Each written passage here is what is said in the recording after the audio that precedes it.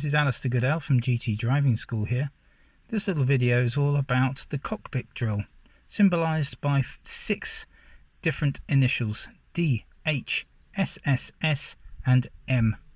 Now the first one, door, D for door, is basically making sure that when you get in, the door does a nice solid thump of a close, not a gentle little click or a nice big slam, just a gentle firm thud to make sure that it's actually closed.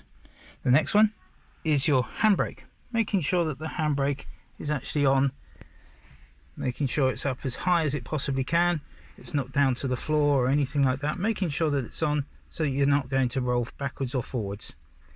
Equally, making sure that the gear stick is in a neutral position so that as and when you do start the car, it's not going to jerk off into the left, backwards or forwards. So that's the D and the H. The first of the 3 S's is seat, making sure that the seat can actually be in the right position. Now, using a little bar underneath the seat itself, you can pick that up and move the seat backwards and forwards to enable you to be in the right position for your feet, so that your left foot can push the clutch down as far as it possibly can in a nice comfortable way. Equally, you've then got enough space for your right foot to get onto the gas and the brake in a nice comfortable way. Okay, the second one is steering wheel. So with the steering wheel, making sure that your hands can get to the steering wheel in a nice comfortable manner. Best way is using the bottom of your wrist. Try and put that onto the top of the steering wheel itself. If the hand can't reach to it or goes beyond that position, you may need to adjust the seat to be able to get into that right sort of position. Equally, the steering wheel itself can be lowered or raised or even pulled towards you or away from you in some cars to be able to get into the right position where your hand is positioned just with the thumb just sort of resting on this sort of T-bar on the car itself, on the steering wheel itself. So that's the second S. The last one is seat belt. So making sure that your seat belt comes on in the right sort of position.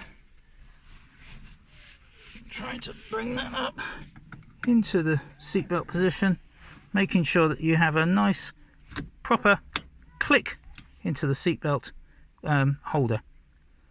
Okay, so there's your third S, and the last one is mirrors.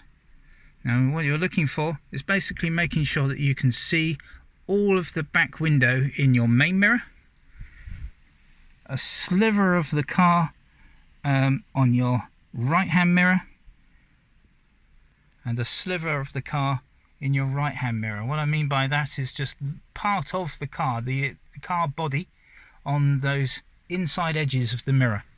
If you to adjust them, quite often you'll find controls on the door itself where you can then slide or control the door mirrors accordingly. You may need to put the ignition on to make that electric put the electric power on to make those mirrors change.